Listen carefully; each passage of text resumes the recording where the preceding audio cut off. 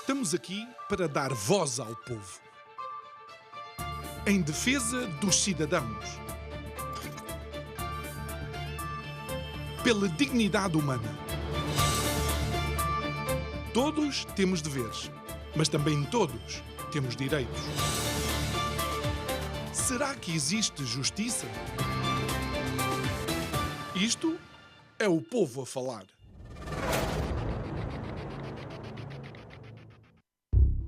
30 de janeiro de 2022 foi a data escolhida para que os portugueses fossem até às urnas demonstrar nesta nossa democracia qual o sentido da governação ou quem deveria ficar com as rédeas da governação do país. Claro que isto aconteceu após a queda do governo anterior com a não aprovação do Orçamento de Estado. As expectativas eram muitas. A verdade é que antes do final do dia era claro e inequívoco que os portugueses tinham dado uma maioria absoluta ao PS. Mas pasme-se, apesar do país estar em declínio, apesar de todos os problemas estruturais, que é uma palavra que está na moda neste momento, na boca do Sr. Primeiro-Ministro e dos seus acólitos ministros, bem como o partido que apoia este governo, o PS, temos, apesar de todos os problemas estruturais, apesar de todas as dificuldades do país, apesar de todos os diagnósticos que já tinham identificado os problemas que há décadas necessitavam de ser tratados em Portugal, pasme-se, dizia eu, passaram 2 meses até que esta nova legislatura tomasse posse, como se Portugal tivesse 2 meses para perder. Boa noite. O meu nome é João Nuno Pinto, isto é o Povo a Falar. Estou consigo de segunda a sexta-feira, neste mesmo horário, emissão em simultâneo Curiacos TV, Rádio Vida 97.1. E a pergunta a fazer é, e agora? E agora que temos uma maioria absoluta, e agora que estávamos numa fase de recuperação pós-pandémica, e agora que existe uma guerra na Europa, e agora que há uma crise na energia, e agora? Vivemos de pergunta em pergunta, quando deveríamos viver de resposta em resposta. E quem melhor para nos dar essas respostas do que aqueles que são os nossos democraticamente eleitos representantes? E tal como você sabe, ao longo destas últimas 2 semanas antes de irmos para férias, estamos a receber aqui os partidos políticos com representação parlamentar e hoje é o dia do Partido Comunista Português.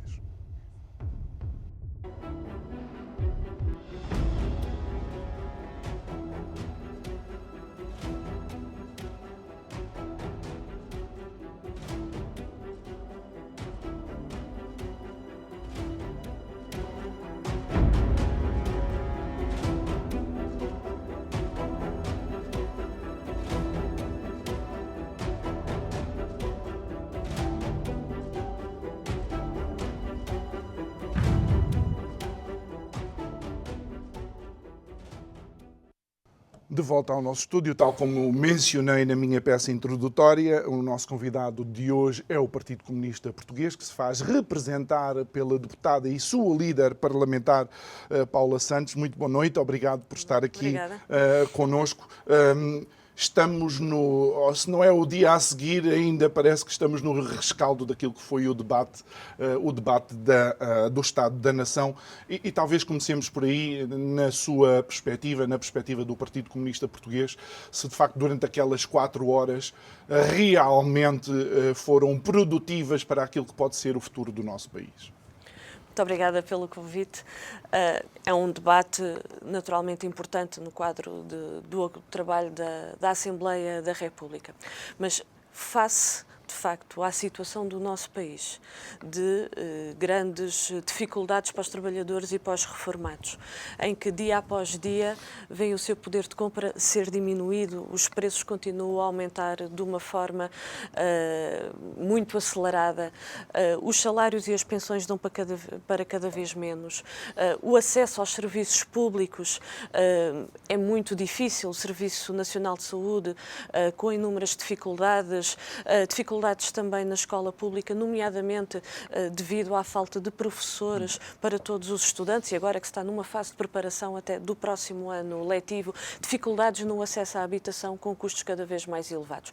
Aquilo que se exigia, de facto, era a adoção das soluções para a resolução destes problemas, que da parte do Governo, da parte do Partido Socialista, não se vislumbra. Aliás, aquilo que assistimos é a continuada recusa na adoção das soluções que são necessárias para enfrentar este problema.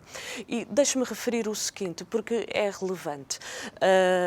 Creio que fica claro, a realidade de hoje demonstra como o PCP tinha razão em outubro, quando foi a discussão do Orçamento do Estado, e colocou exatamente estas questões: a questão dos salários, a questão das pensões, a questão da saúde, a questão da habitação, do reforço dos direitos dos trabalhadores. Considerámos que era uma prioridade, que era necessário dar passos para valorizar esse poder de compra, para valorizar os salários e as pensões, para reforçar, eu digo mais, salvar o Serviço Nacional de Saúde deste ataque que está a ser sujeito por parte, nomeadamente, dos grupos privados que fazem negócio à conta da doença, mas também dos partidos de direita que continuam a procurar descredibilizar o Serviço Nacional de Saúde, e que mostrou que, efetivamente, o Orçamento de Estado para 2022, que foi apresentado em outubro, não dava estas respostas. Aliás, como o Orçamento de Estado que foi aprovado agora recentemente, já em 2022, continuou a não dar. E eram essas soluções que o PCP se batia e que hoje a realidade revela, de facto, o quanto eram necessárias. Mas daquilo que assistimos no debate do Estado da Nação foi por parte do Governo, efetivamente, esta recusa em dar as respostas que são necessárias. Porque se os problemas são estruturais, como muitas vezes é referido, e eles são de facto estruturais no nosso país, exigem efetivamente essas respostas nesse sentido. E é isso que o PS continua a recusar, ao mesmo tempo que não enfrenta os interesses dos grupos económicos e continua a governar submisso a esses mesmos interesses. Mas, por exemplo, e uma vez que mencionou a questão do ataque da direita ao SNS, eu entrevistei vários administradores hospitalares e uma das grandes dificuldades que eles apresentaram é, por exemplo, a grave demora na contratação de qualquer profissional para o Serviço Nacional de Saúde, que é um processo burocrático, seja até para uma licença de parto, seja por alguma doença, é sempre uma dificuldade acrescida porque são processos morosos. E isto não vem dos partidos que não estão a governar, isto vem de um desenho burocrático dos partidos que têm estado no governo. Há de facto procedimentos, ou seja, há de facto dificuldades na contratação e na fixação de profissionais.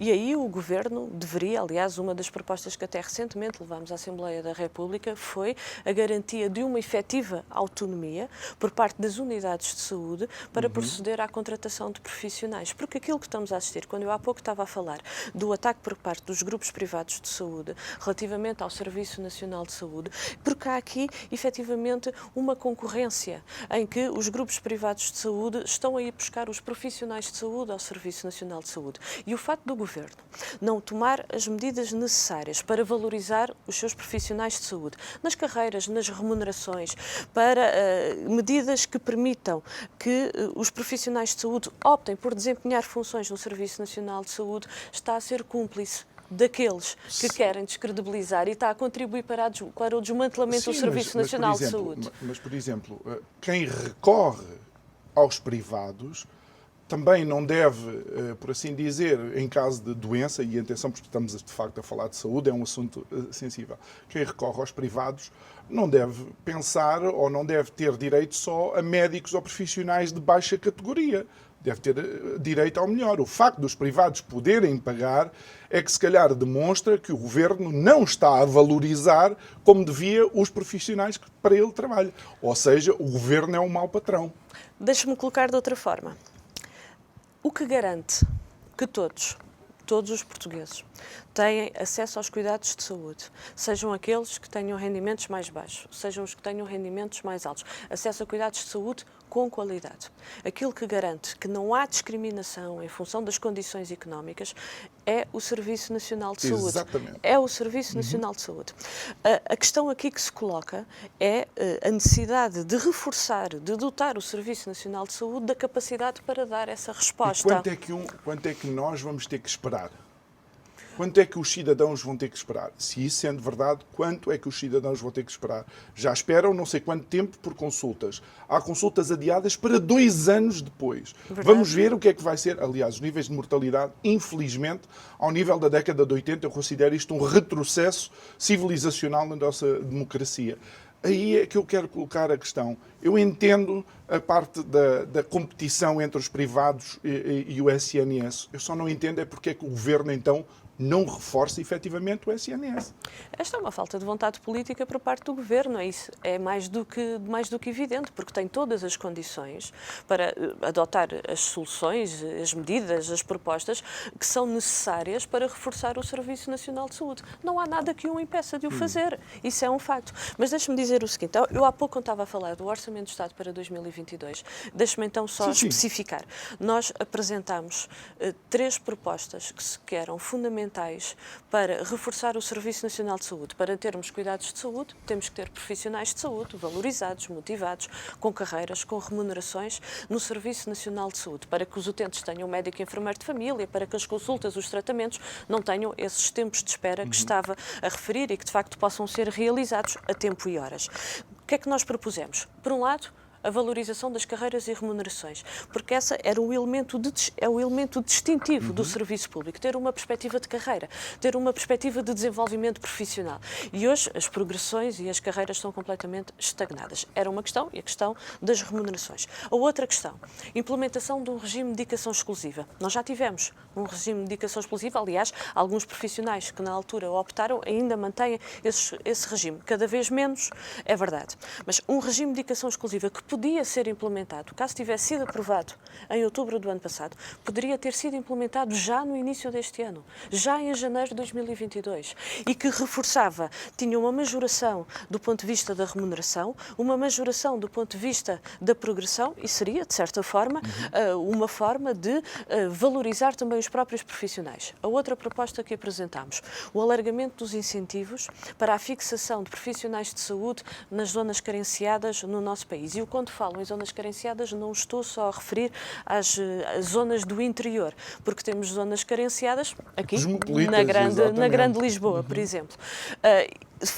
E esta também poderia ter sido implementada, caso fosse aprovada, em janeiro de 2022. Podíamos ter ganho aqui tempo relativamente a essa matéria. E estas foram propostas que eram importantes para valorizar os profissionais e para reforçar a capacidade do Serviço Nacional de Saúde, que é fundamental para, de facto, dar a resposta que é necessária. Agora, aquilo que temos assistido, e permita-me que também faça essa referência, que é a recusa por parte do Partido Socialista e do seu governo na adoção dessas medidas, há recusa também por parte dos partidos de direita na Assembleia da República. Por isso, há pouco eu fazia aquela referência. Naturalmente, o governo tem responsabilidades porque está a governar e capacidade porque está a governar, mas a verdade é que quer o PSD, quer o CDS, quando estiveram no governo, as suas opções políticas relativamente à saúde foram desastrosas. Desastrosas. Não é? Quer de desvalorização, quer de cortes, inclusivamente, do ponto de vista de financiamento do Serviço Nacional de Saúde, foi, de facto, levou a situações extremamente complicadas. Claro. Agora, deixe-me dizer, a verdade é que, por parte do Partido Socialista, não foram adotadas as medidas. Aliás, é a recusa e, ao longo deste período, até nós fomos sempre apresentando propostas. Nunca deixámos de apresentar propostas para reforçar o Serviço Nacional de Saúde. O Partido Socialista é que nunca teve disponibilidade política para as acolher e para as implementar. E agora está à vista, num quadro de maioria absoluta, como nós alertámos no momento, na altura, a verdade é que fica mais longe a resolução desses mesmos problemas. Mas, por exemplo, Paula, quando foi a solução governativa à esquerda, realmente houve uma recuperação do poder de compra e já lá vamos depois mais especificamente da função pública, houve uma revalorização de algumas carreiras, mas também sei que o ministro Centeno faz um brilharete com cativações, nomeadamente na saúde. E é aqui onde eu quero vá questionar, será que valeu a pena fazer parte daquela solução governativa se depois não se tem força para travar algo tão imoral quanto seja cativar a execução de verbas do Orçamento de Estado na saúde, nomeadamente? Bom, esse período foi um período muito particular. Deixe-me lhe dizer que a solução que foi encontrada, a solução desse período, foi um governo minoritário do Partido Socialista e aquele que era o nosso compromisso era de fazer uma análise conjunta de cada uma dos assuntos, de cada uma das áreas, de cada uma das propostas. E foi assim que procedemos. Aquilo que nós achámos que era positivo teve o apoio do PCP, aquilo que não achávamos que era positivo não teve o apoio do PCP. Vou-lhe dar um exemplo. Houve aspectos que foi possível avançar e foi possível avançar e conseguir medidas que foram positivas para a população. Deu o exemplo da reposição dos salários dos trabalhadores da administração pública, a reposição das 35 horas, também nos trabalhadores da administração pública, a gratuitidade dos manuais escolares. Todos sabemos o peso que os manuais escolares tinham no início do ano letivo para muitas e muitas famílias. Por exemplo, a redução do preço do passo social e a integração dos vários modos de transporte no passo social também permitiu a muitas famílias, não só do ponto de vista da mobilidade, ganhar mobilidade, mas também do ponto de vista do rendimento, ficar com mais rendimento ao fim do mês. Houve passos que reduziram de valores de 100 euros para 40 euros. Estamos a falar de algo que é bastante significativo. E não fomos mais longe, porque o Partido Socialista não quis. Porque há pouco, quando eu estava a dizer que nunca deixámos de apresentar propostas, nunca deixámos de nos bater por aquilo que consideramos que é justo e que é necessário para o nosso país, foi porque assim o fizemos. N propostas, quer do ponto de vista do Serviço Nacional de Saúde, quer da escola pública, na área de habitação, do reforço dos direitos dos trabalhadores, de reforço também da proteção social, por exemplo, o abono de família para um direito das crianças. A verdade é que o Partido Socialista é que não teve vontade política para avançar e para ir mais longe no que seria necessário para resolver os problemas do nosso país. Deixe-me dar-lhe dois exemplos. Dois problemas estruturais que temos. Um que se prende com a questão demográfica e que associado naturalmente à natalidade. E a necessidade que há de criar as condições para que as famílias possam livremente, naturalmente, tomar a sua opção do número de filhos, de ter o número de filhos que desejam naturalmente. Mesmo com as surpresas que às vezes aparecem pelo meio. Mas hoje está muito condicionado. Muitas famílias adiam. São pais cada vez mais tarde. Exatamente. Decidem ter filhos cada vez mais tarde. É verdade, essa é a realidade do nosso país. Agora, isto exige intervir em várias matérias. Salários, garantir melhores condições de vida e valorizar os salários. No geral, no nosso país, os salários são extremamente baixos. Combater a precariedade. É necessário ter estabilidade na vida para que se possam assumir compromissos e não estar sempre na incerteza se na semana seguinte, se no mês seguinte vão continuar a ter trabalho e a ter o seu salário. Depois as questões do respeito dos direitos de maternidade e paternidade. Continua a haver, em muitos locais de trabalho, desrespeito, violação, pressão sobre as mães, sobre os pais, para que não usufruam dos direitos que a lei lhes garante.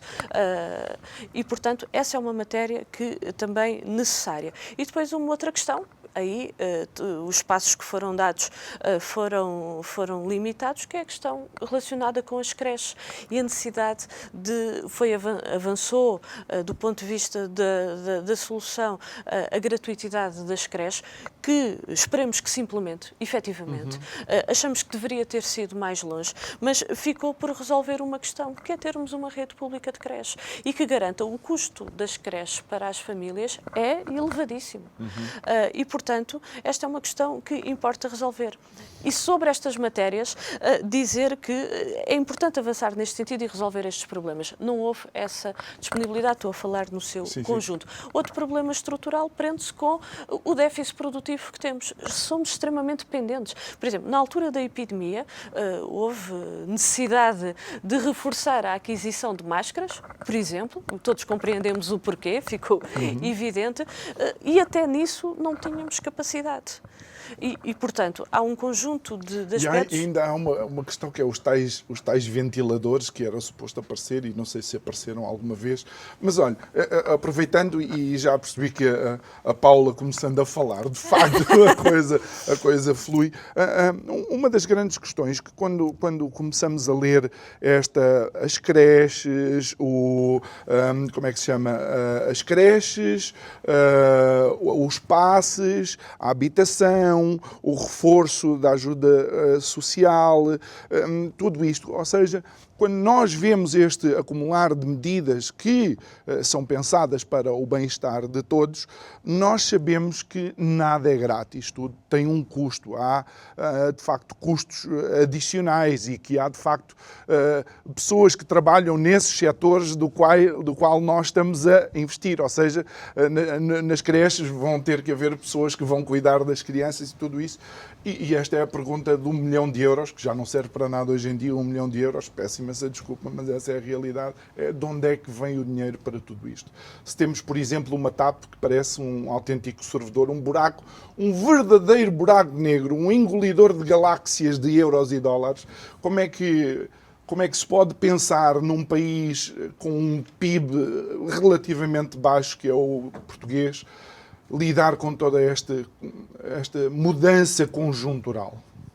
Bom, há naturalmente um conjunto de opções políticas que podem ser adotadas, porque a nossa Constituição é muito clara na garantia de um conjunto de direitos que devem ser efetivados e devem ser uma realidade, e nós vemos em diversas áreas que há ainda fragilidades e dificuldades no acesso a esses mesmos direitos. Já aqui dei alguns exemplos relativamente a eles. Mas há uma outra linha de intervenção que é também fundamental. Por um lado, quando eu há pouco estava a falar do déficit produtivo e da necessidade de pôr Portugal a produzir, é porque se nós produzirmos mais, quer do ponto de vista dos setores produtivos para a nossa alimentação, todos nós temos que nos alimentar para viver, na agricultura, nas pescas, e vemos agora os impactos que o facto de dependermos muito do exterior, das dificuldades e dos riscos que estamos neste momento que podem existir, até riscos, estou a colocar, até numa possível escassez de um ou outro alimento. Mas também do ponto de vista da produção industrial temos também um conjunto de potencialidades enormes. Olha, eu sou eleita por um distrito, que é o distrito de Setúbal, que tem enormes potencialidades desse ponto de vista, em todas estas três áreas que referi, na agricultura, nas pescas, na indústria, que podem e devem ser aproveitadas, obviamente respeitando aquilo que... Algumas são.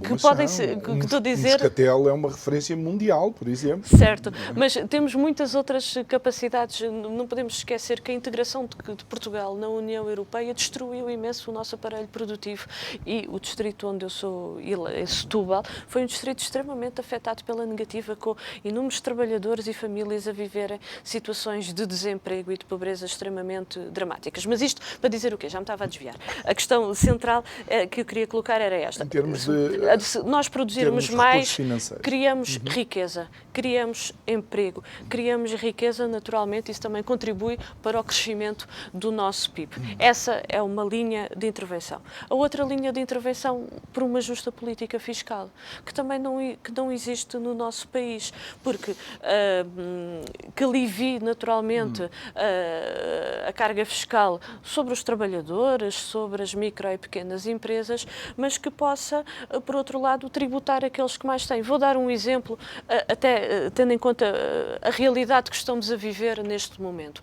Uma das propostas que o PCP apresentou recentemente na Assembleia da República, a propósito da questão dos preços e da realidade que temos, foi, para além da necessidade de intervir para travar este aumento de preços, por exemplo, as empresas petrolíferas estão a ter lucros extraordinários. E o preço do combustível está cada vez mais caro para cada um de nós quando se desloca ao posto de abastecimento. E o Estado tem enchido a barriguinha à custa disso também. Já lá vamos, já lá vamos.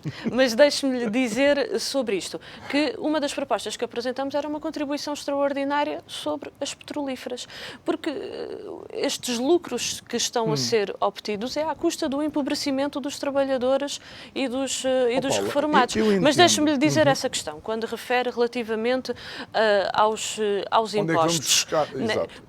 Vamos, o equilíbrio... Então, mas esta questão, quando falamos numa justa política fiscal, é porque, por exemplo, não faz sentido que empresas do setor da grande distribuição, como por exemplo a Jerónimo Martins, tenha a sua sede fiscal fora do país e que não pague aqui. Estou-lhe a dar um exemplo, quando parte da sua atividade é no nosso país. É um exemplo.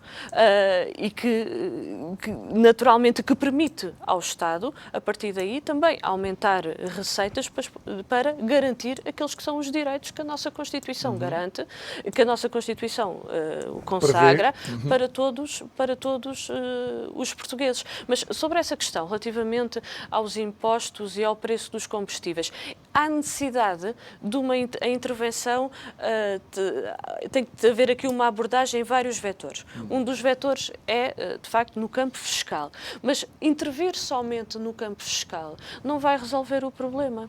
Porque aquilo que assistimos quando o Governo decidiu a redução do ISP, mas a redução do ISP não teve reflexo nos preços que foram pagos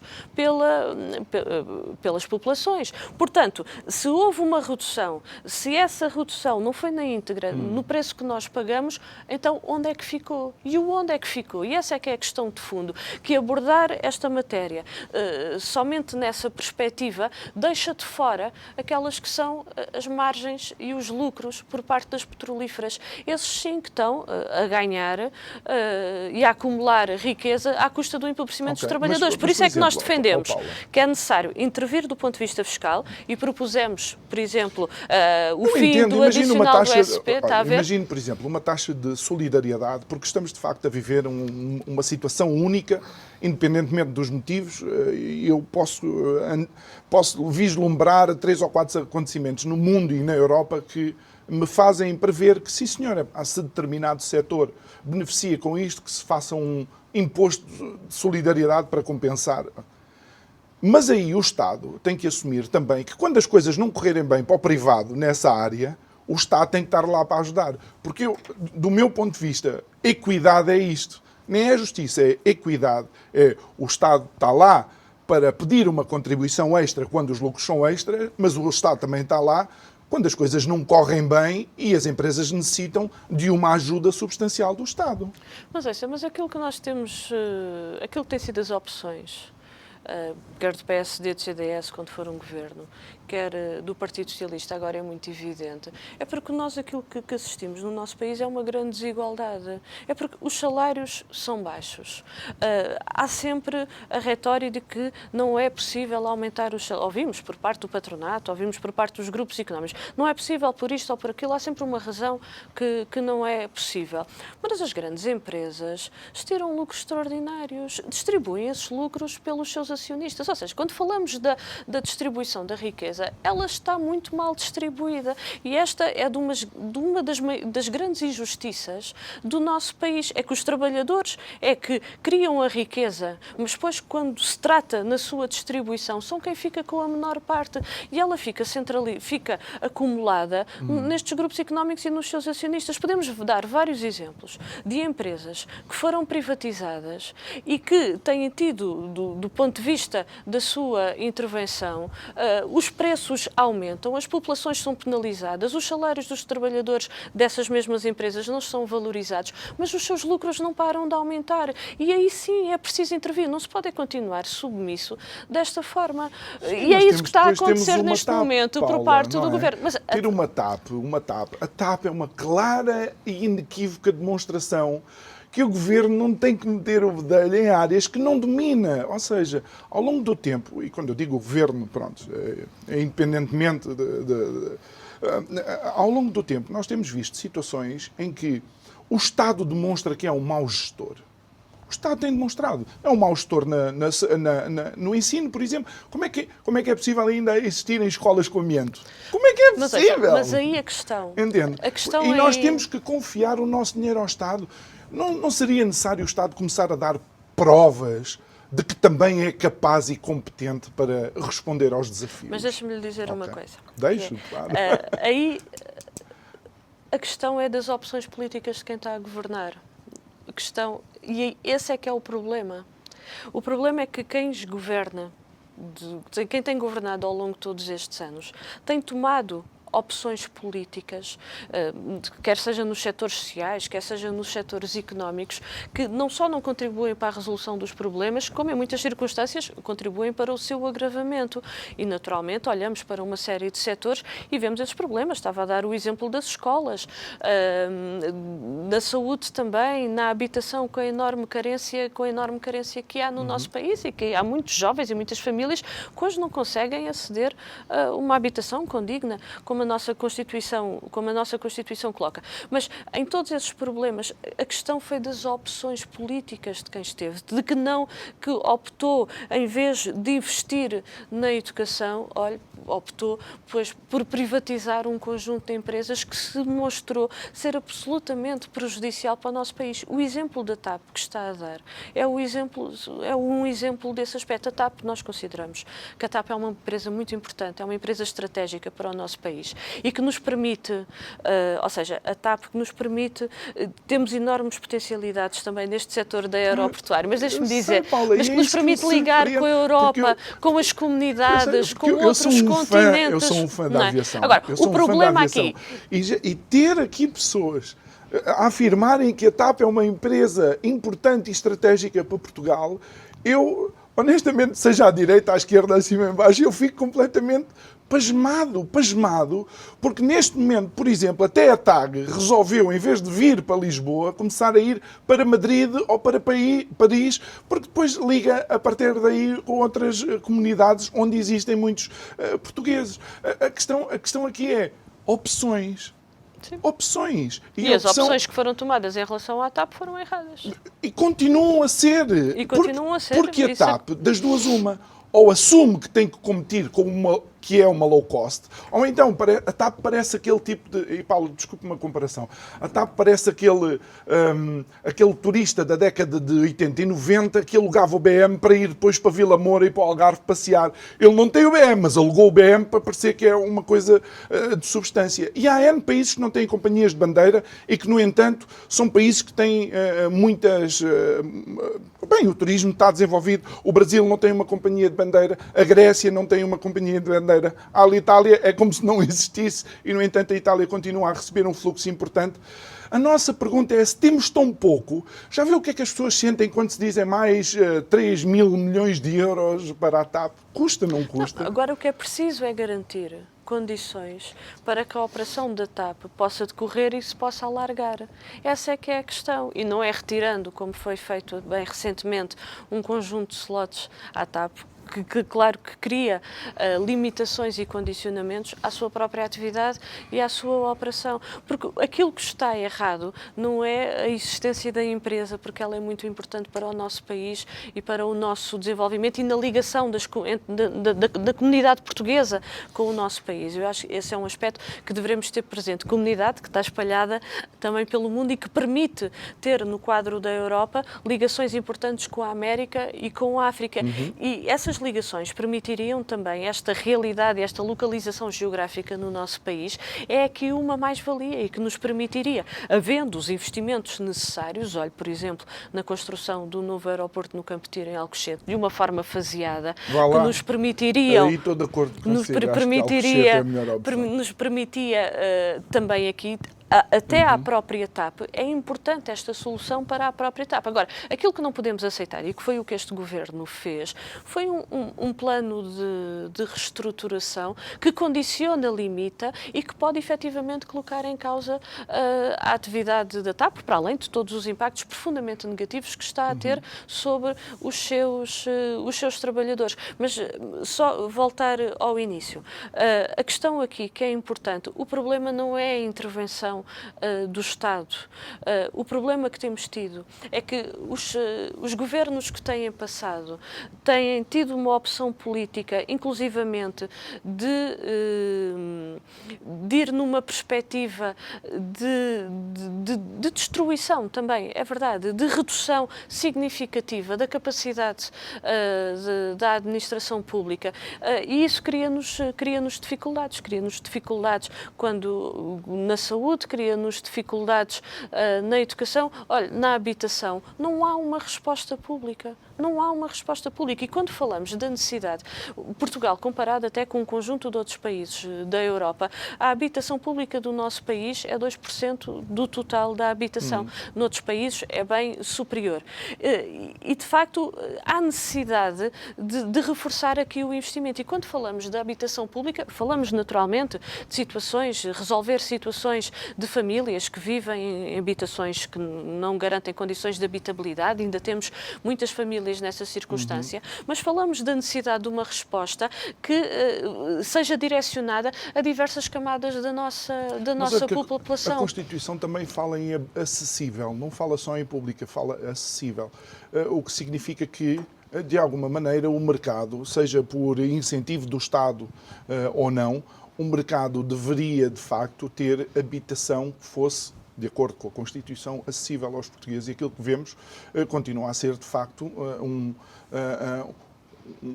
uma discrepância muito grande entre aquilo que são os valores da compra de uma casa e, inclusive, os salários de quem a adquire. E isto leva-nos só a uma questão, é que este aumento da taxa de juros por parte do BCE vai ser ainda mais catastrófico do que aquilo que se pensava. Há quem preveja que num empréstimo de 120 ou 130 mil euros para a compra de uma casa isto possa significar mais quase 800 ou 900 euros num ano, adicionado a todos os outros custos que aumentaram. O pior ainda está para vir. Nós vemos com muita preocupação este aumento das taxas de juros, que tem implicações no crédito à habitação, que tem implicações também no crédito de muitas micro e pequenas e médias empresas no nosso país. Os riscos são muito elevados, é um facto. Nós já vivemos uma circunstância, recordo no período do governo do PSD e do CDS, no período estávamos sob o pacto de agressão das troicas, houve muitas famílias... Pacto de agressão? Não foi? Aos trabalhadores e aos reformados? Foi? Houve quem? Tudo bem. Não, é a primeira vez que ouço a expressão foi. E daí... Okay. Foi. Mais pobreza, mais desigualdades, mais injustiças. Assinado pelo PS. Ok? Pelo PS, pelo PSD e o CDS. Pelos três. Pelos três. Porque o outro teve azar e ganhou as eleições, mais valia. Mas foi pelos três. Mas foi da opção política. Houve muita coisa que foi feita no nosso... Como é óbvio. Isso é uma coisa política, das duas uma. Se o PCP lá tivesse, eu queria ver. Seria diferente. Não sei. Seria mas diferente. Aquilo são acordos internacionais, nós podemos quebrar os acordos internacionais. Não há, digamos, algo contratualizado pelo facto de estar na União Europeia e em algumas coisas estamos de acordo. De facto, Bruxelas manda mais quase do que o terreiro do passo, mas pronto. Não acha que, ao existirem esses acordos internacionais, é suposto cumprirmos? Mas há uma questão anterior, e que é, somos um país soberano, independente. Quem toma as decisões no nosso país é o povo português. E essa é a questão de base, coisa que não está a acontecer neste momento, porque há vários aspectos, até do ponto de vista orçamental, que são imposições por parte da União Europeia e que são inclusivamente contrários aos nossos interesses e que impedem o nosso desenvolvimento. O que é dito sobre as reformas, por exemplo, sobre os salários, quando se coloca as questões de valorização dos salários e das reformas, todas as campainhas começam a tocar. Quando se fala da questão de garantir direitos também. E aquilo que se vê, aquilo que se assistiu nesse momento do nosso país, e por isso falamos de pacto de agressão, foi de facto uma retirada de recursos que são do povo português, que deviam estar a ser investidos no nosso país, exatamente para ultrapassar essa situação de dificuldade. Porque nas situações de dificuldade, como vivemos nesse momento, não se resolvem reduzindo salários e pensões, nem reduzindo a atividade produtiva. Muito pelo contrário, vimos, quando foi a reposição dos salários, das pensões e o aumento do salário mínimo nacional, ainda cá aquém daquelas que eram as necessidades do nosso país, que houve um desenvolvimento da atividade económica, houve um aumento do consumo interno e isso permitiu também algum desenvolvimento. Por isso é que nós consideramos que devemos ir mais longe. Mas eu ainda queria voltar à questão que colocou relativamente às taxas de juro, para dizer, porque estava a referir, houve de facto muitas famílias que perderam a sua habitação e consideramos, e essa é uma questão que não é por acaso, e inclusivamente no debate do Estado da Nação, essa foi uma pergunta que fizemos. O que é que o Governo, e fizemos ao Primeiro-Ministro, o que é que o Governo, como é que o Governo estava a pensar em intervir para, de facto, evitar que as famílias percam a sua habitação, tendo em conta o aumento das taxas de juro, porque esta é a questão fundamental que aqui está, que a habitação é base, é um direito essencial de todos, não é? É um direito humano. Exatamente. E, portanto, uma família que perde a sua habitação fica numa situação de enorme fragilidade, uma situação dramática, Claro. uma situação dramática. E aquilo que se tem que fazer é evitar que as famílias percam a sua habitação. E, portanto, há aqui uma intervenção que é importante e que é fundamental. E este aumento das taxas de juro, que mais uma vez, uma decisão por parte do Banco Central Europeu, que não vai ao encontro daquilo que são os interesses dos trabalhadores e das populações, mas há mais uma vez no caminho dos interesses dos grupos económicos, e essa é uma questão muito clara. Deixe-me lhe dizer, nós realizámos há cerca de um mês jornadas parlamentares, e uma das questões que abordámos foi exatamente esta, a questão da habitação, a preocupação com as taxas de juros, e uma das propostas que temos, e uma da linha de intervenção, até à semelhança do que aconteceu no período da epidemia, que foi um período também de grande preocupação, cujos impactos do ponto de vista económico, para além das questões de saúde, teve impactos muito significativos do ponto de vista económico e social, é suspender, quer seja execuções de hipoteca, em caso de incumprimento, quer seja quando há caducidade dos contratos de arrendamento ou quando há incumprimento nos contratos de arrendamento, exatamente para que as famílias, num momento tão difícil, não fiquem numa situação ainda mais complicada e que evitar que possam, quando digo perder a habitação, quer seja numa situação de arrendamento, na habitação onde residem. Claro.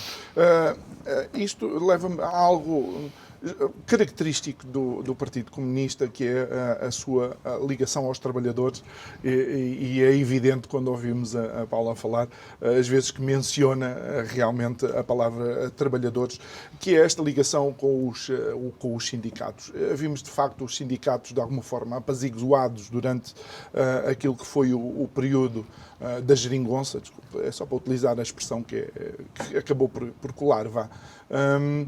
E agora vemos novamente, digamos, esta intervenção dos sindicatos, uma maior verbalização, greves sucessivas, novamente estas reivindicações por parte dos trabalhadores. E há quem diga que isto, de alguma forma, é sempre... O sindicato é o braço armado do Partido Comunista Português. Lê isto desta forma. Os sindicatos foram domesticados durante a geringonça e agora estão outra vez a vocifeirar aquilo que necessitam? Ou é porque, de facto, há uma real perda por parte dos trabalhadores e é insustentável? Bom, não acompanho essa perspectiva que colocou. O PCP é o PCP, as estruturas sindicais são as estruturas sindicais.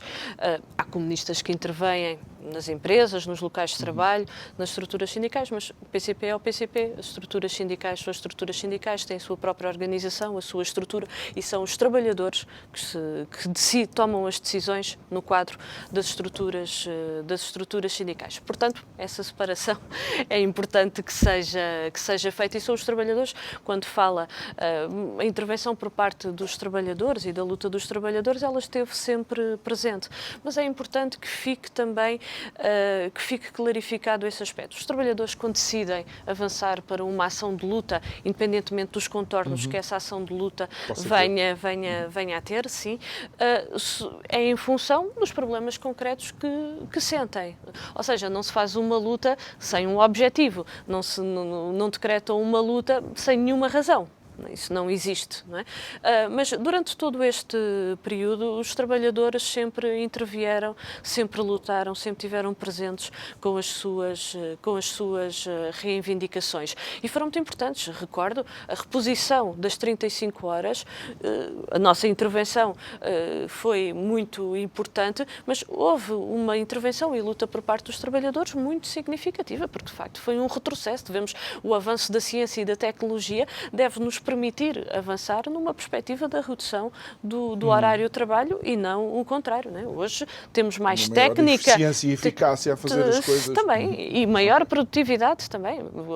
Aquilo que eram as indústrias há 100 anos atrás não tem nada a ver com as indústrias dos tempos de hoje. Acompanho, mas preocupa-me a automatização, em termos daquilo que é postos de trabalho. Mas é começar a pensar a 50 ou 60 anos. Mas essa referência que está a falar relativamente aos postos de trabalho, porque se a ciência e a tecnologia ela deve ser utilizada a favor dos interesses de quem trabalha e que a sua integração na atividade produtiva pode permitir, inclusivamente, como estava a dizer, a redução do horário de trabalho. Nós hoje defendemos as 35 horas para todos os trabalhadores, ou seja, incluindo do setor privado. E o futuro pode permitir até avançar numa outra perspectiva, tirando até permite este avanço. Essa é uma discussão que dava uma grande discussão. Há muita coisa que não é dita sobre a semana dos 4 dias que valia a pena também ser dita para se perceber efetivamente qual é que é a proposta que se pretende. Mas deixe-me ainda referir o seguinte, sobre a intervenção por parte dos trabalhadores. Mas quem toma a decisão são, de facto, os trabalhadores. E aquilo que nós assistimos, o problema do aumento dos preços não começou este ano. Já vínhamos no final do ano passado, era uma realidade que já se estava a verificar. Ficou muito agravada neste ano de 2022. E aquilo que ficou agravado também foi de facto esta recusa por parte do Governo em melhorar as condições de vida dos trabalhadores. E aqui já falei dos salários, falo das questões também que têm a ver com os direitos laborais, que a própria proposta do Governo, que foi designada da Agenda do Trabalho digno só do nome, porque na prática continua a não dar resposta a um conjunto de problemas concretos dos trabalhadores nos locais de trabalho. Posso lhe dar 2 exemplos, para não ir mais longe. Podia-lhe dar muitos antes mais. Estamos quase no último muito minuto. bem. Sim, diga. Então, muito rápido. Mas os dois exemplos, a questão da precariedade, questão dos horários de trabalho. Continua a não haver, uma coisa são as palavras, outra coisa é a prática e aquilo que são as propostas concretas. E nas propostas concretas não há um combate efetivo à precariedade. E vemos como isso é importante, sobretudo para as camadas mais jovens, para poderem perspectivar uma vida, para poderem ter estabilidade, mas ter uma perspectiva de vida no nosso futuro, no nosso país. É isso que é preciso assegurar. E a outra, por exemplo, que se prende com o conjunto de mecanismos que conduzem à desregulação dos horários de trabalho. E isto tem sido tão difícil, por exemplo, conciliar a vida profissional com a vida pessoal, familiar. Exatamente. Até porque tudo isso até acaba por melhorar a produtividade. Paula Santos, nós temos a nossa limitação de tempo. Espero que tenha gostado da sua primeira participação. Eu ainda lhe estava para perguntar algo sobre a festa do Avante, mas sabe, isso é uma não questão. Temos tantos problemas em Portugal para resolver do que estar a olhar para quem é que vai ou não vai à festa do Avante. Enfim, há coisas mais preocupantes e tal como você mencionou, algumas delas têm que ser estar de portas abertas e receber todos aqueles que queiram só tenha 10 estar segundos. presente. Paula Santos, líder parlamentar do PCP. Muito obrigado por ter estado aqui connosco. Obrigada pelo convite. Obrigado a si também que nos acompanhou em mais um Isto é o Povo a Falar, que, se não me engano, é o de sexta-feira, o que significa que devo desejar um bom fim de semana. Até segunda. Obrigado.